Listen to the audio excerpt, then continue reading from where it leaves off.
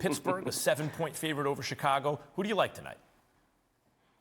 Yeah, I like the Pittsburgh Steelers, and that's a little bit scary based on what we saw last night, or yesterday, all yesterday, with 4 touchdown-plus favorites that got beat outright. But when I look at this matchup between the Steelers defense led by Cam Hayward and T.J. Watt and that Bears offense that is, look, dead last in the NFL in 3 very key categories: yards per play, yards per game, and passing yards per game. Justin Fields, I think, is a great young prospect, but he has had trouble putting the football down the field through the air. His highest passing output this season is 210 yards.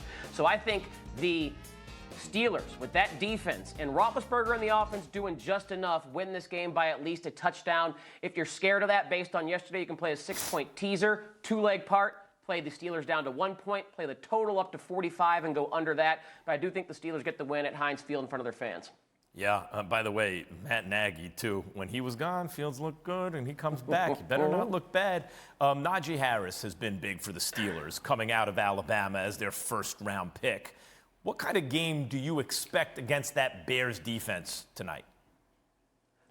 Well, Max, that Bears defense will be without Khalil Mack. He is out, and their safety, Eddie Jackson, is also doubtful. So this is a really good matchup for Najee Harris, who has taken over kind of the Christian McCaffrey role in the NFL this year. He gets every single touch for the Pittsburgh Steelers. So I'm going to play him over 113.5 rushing plus receiving yards. You take a look at what Najee Harris has done this season. It's even better over his last 5 games. It took him a couple weeks to get going, but over his last 5 games, Max, he's averaging 124.5 yards from scrimmage.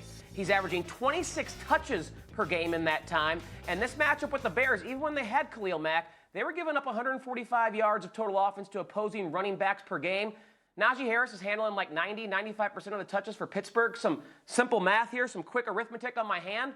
That's a projection of about 125 to 130 yards in this matchup, again with no Khalil Mack. So I feel comfortable as long as Najee doesn't leave the game because of injury, or if the game doesn't become a complete blowout, he gets his 25 touches and he goes over 113.5 rushing and receiving yards. Isn't it amazing how that, as that offensive line plays better and better as the season goes on, magically Ben Roethlisberger and Najee Harris suddenly look better and better? I know it's interdependent, but boy, it's a lot of offensive line play.